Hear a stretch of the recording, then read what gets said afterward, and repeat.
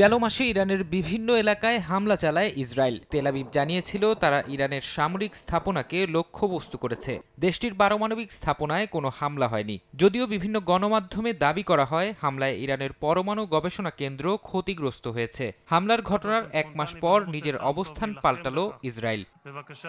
সোমবার ইসরায়েলের পার্লামেন্টে দেয়া ভাষণে প্রধানমন্ত্রী বিনিয়ামিন নেতানিয়াহু দাবি করেন, ১ অক্টোবর চালানো বিমান হামলায় তেহরানের পরমাণু কর্মসূচি সংশ্লিষ্ট স্থাপনা ক্ষতিগ্রস্ত হয়েছে। এতে ইরানের প্রতিরক্ষা ব্যবস্থা ও ক্ষেপণাস্ত্র তৈরির সক্ষমতা কমে গেছে বলেও দাবি তার। যদিও নেতানিয়াহু জানান, হামলার পরও ইরানের পারমাণবিক অস্ত্র তৈরির পথ বন্ধ করা যায়নি। ভাষণে নেতানিয়াহু আরও বলেন, ইরানে গেল এপ্রিলের হামলা ছিল তুলনামূলকভাবে ছোট আকারের। সেই হামলায় তেহরানের আশপাশে ইরানের মোতায়েন করা রাশিয়ার তৈরি একটি আকাশ প্রতিরক্ষা ব্যবস্থা S-300 ধ্বংস হয়। এরপরও ইরানের হাতে আরও ৩টি S-300 ছিল।